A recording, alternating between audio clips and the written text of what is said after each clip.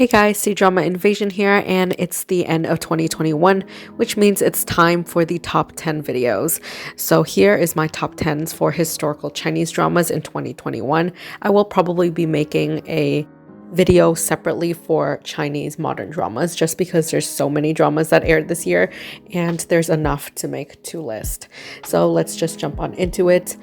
If you want to see full-on reviews for these dramas, I'm pretty sure I reviewed all of them in previous videos. I'll leave it in the description box. There's a playlist called Asian Drama Reviews, and you can scroll through that to see my monthly reviews and updates. And once again, as I always repeat for these videos, they are completely subjective, so it's okay if you don't have the same taste or if your rankings are different. I'll be looking forward to seeing your rankings of the top 5s or top 10s in the comments below after this video. So at number 10, I chose Stand By Me. This is a drama starring Cheng Yi and Zhang Yuxi, who I really liked in Love and Redemption, so I'm excited to see the cast mix and match in some upcoming projects, so this is one of them. This was a drama that I had a love-hate relationship with. I honestly thought that it could have been better, especially the pacing-wise, and it was a little bit draggy.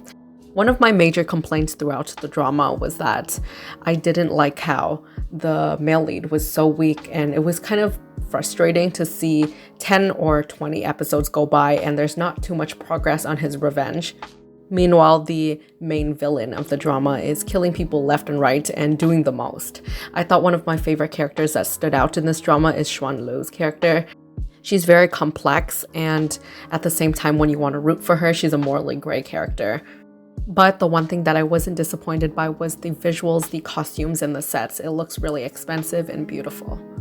At number 9 is The Imperial Coroner. This is a drama starring some new faces, Su Xiaotong and Wang Ziqi. I have seen Su Xiaotong in a previous drama called Young Blood before, so her acting chops are quite good. I think this is one of the dramas that took everyone by surprise. It's a mystery romance medical costume drama, and it's about a medical examiner with a smart female lead and also a smart male lead. It was nice to see a low-budget drama really shine, especially in the script department, and they really put in the work. The pacing was nice, the chemistry was really cute, but it didn't overshadow the cases. And this drama made me notice Wang Ziqi, and I really appreciate him in his dramas. He's just so good in every drama he's in. And I'm excited to see them in future bigger projects. At number 8, I chose Ancient Love Poetry. This was one of my most anticipated Chinese dramas of the year, and unfortunately it failed to meet expectations. But it's not to say that this one was bad. It just has the normal problems that I usually see in longer dramas. It has pacing issues and minor spoilers. I was really into the second couple, and I was really bummed out when they just kind of ignored that storyline and made it become a love triangle instead. I would love to see the character of You and Me to come back, but that didn't happen. And also, I thought the ending was alright. It literally could have been like 5 or 10 minutes longer to see a full ending and have the viewer satisfied. But overall, if you like Shansha dramas, if you like Shukai or Zhou Dongyu, and absolutely stunning CGI and fight scenes, this drama should still be on your watch list. Next is the drama Novoland Pearl Eclipse in number 7. Novoland Pearl Eclipse is one of the dramas that's a bit fresher in my mind, and it's a drama that I recently reviewed. So this drama stars Yang Mi, William Chen, and Shu Kai-cheng. This is a story between a teacher and a disciple. It was a super angsty, slow burn romance all the way through. And the main problem with this type of drama is that when it's angsty, there's always pushing away and pulling, and it kind of gets tiring and it goes in circles for a long time. And for this drama, it goes on for around like 30 something episodes. But the production here is definitely beautiful, and I'm just so drawn into the folklore and mythology about the mermaids. I also really like the second couple. I think they really shined compared to the main couple, since that couple was a bit stale and there was just so much push and pull back and forth that I kind of got sick of them. But at least we have a very interesting storyline for the second couple. And the ending was one of my favorite performances and last episodes in dramas this year. I thought it was very memorable, yet bittersweet. At number 6, I chose The Rebel Princess. This drama has one of the best chemistries I've seen in Chinese dramas, period. It stars veteran actors Zhang Zhiyi and Zhou Yiwei. And the production value of this, the budget, is just a masterpiece, especially the fighting scenes. It's the romance between a princess who gets married to a general, and their romance is just so strong. The chemistry is so good, and the male lead, especially here, is just so charismatic. He plays the leader role so well, like he's intimidating on the battlefield, charismatic, so cool, and at the same time when he's with the female lead, he's just very soft and passionate. It has a more serious tone compared to a lot of the dramas that we talked about, and there's just so many battle scenes because the male lead is a general, and you get to see some really long drawn-out war scenes that are just so intense and heart-stopping, as well as using really cool strategies. Moving on to number 5, I chose The Rebel. This stars Zhu Yilong and Tong Yao, and it's a spy espionage Republican Chinese drama. The acting is really strong all across the board, especially the older actors, and my favorite, hands down, is Wang Yang's character as the very intimidating station chief. He's so intense, and he's just great in intimidating boss or villain roles. The stakes were so high in this drama, but by far I think the first half was my favorite. And it's more of a hidden gem. I feel like not a lot of people talk about this drama.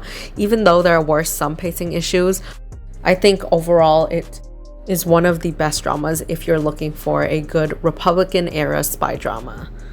In 4th place, I chose Douluo Continent starring Xiao Zhan and Wu Xuanyi. This drama was just super fun to watch. I loved every single episode, and I'm surprised not a lot of people talk about this drama. There was a little bit of buzz at the beginning of the year, but while I was looking through other top 10 lists of 2021, this one doesn't really show up a lot. Fun fact, this drama has the same writer as Sword Snow Stride and Joy of Life.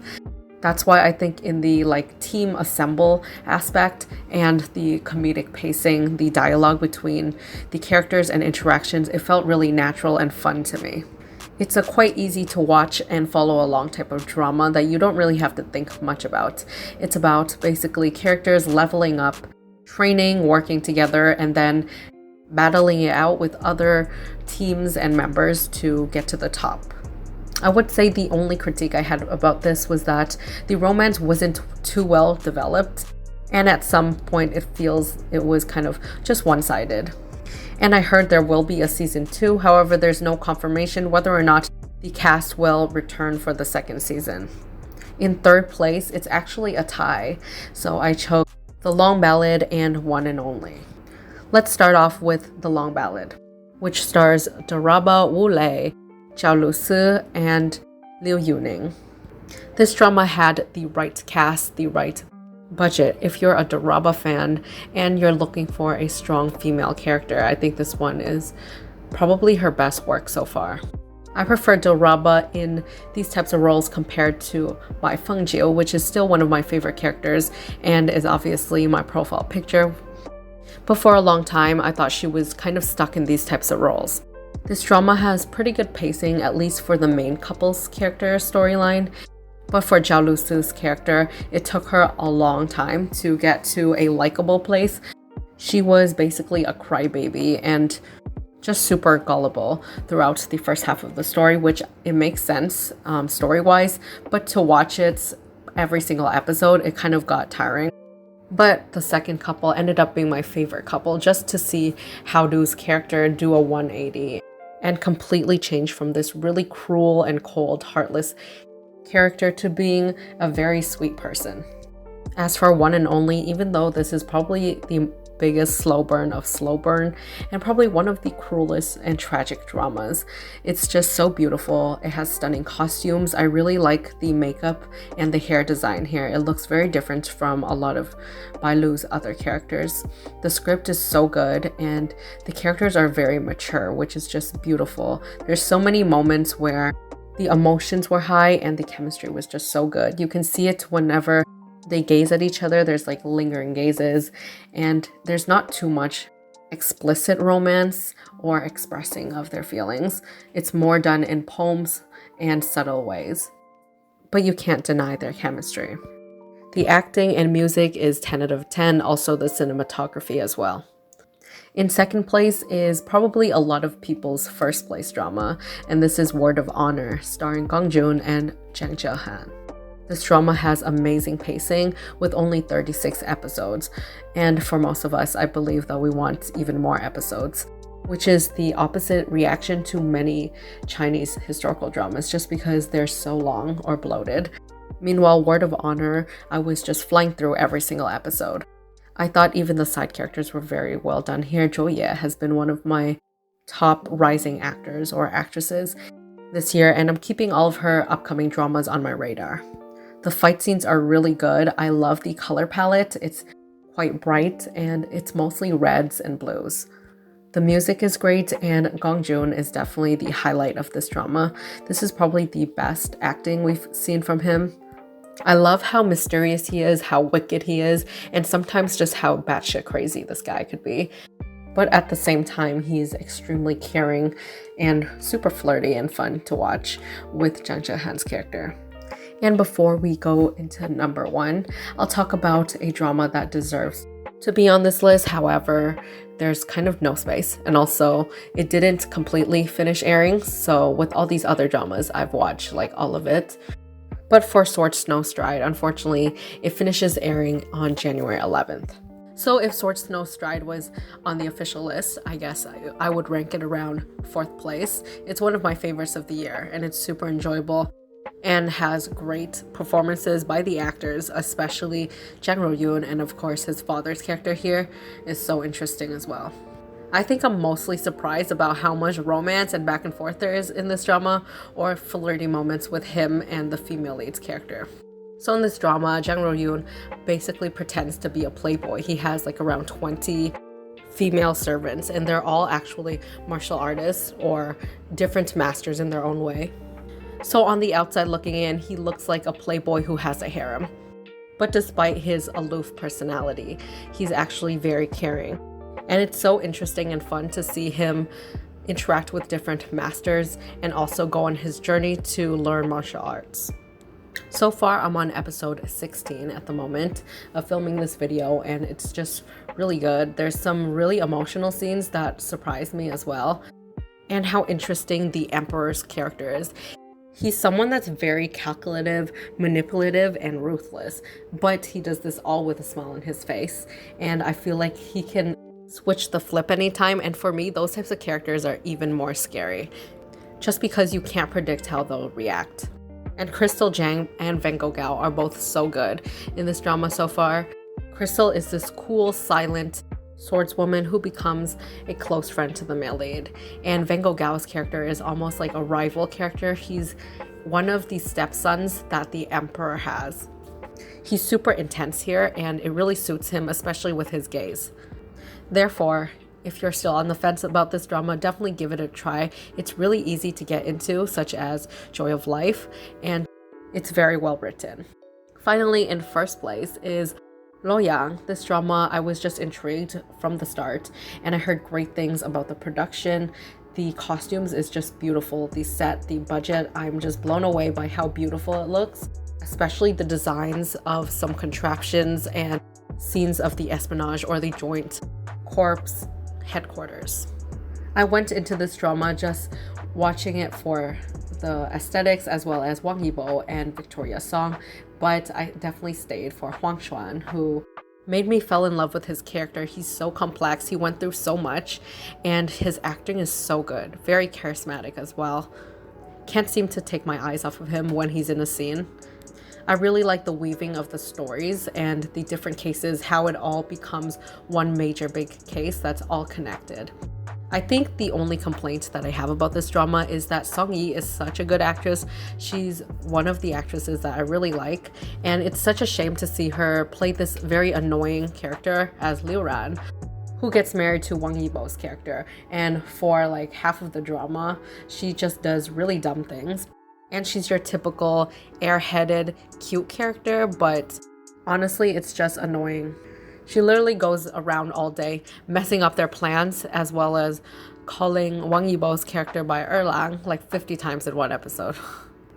The romance for the main couple is a different story. I love their stories so much, and there's just so much chemistry, and they've been through so much together, like life and death wise, so it's very intense.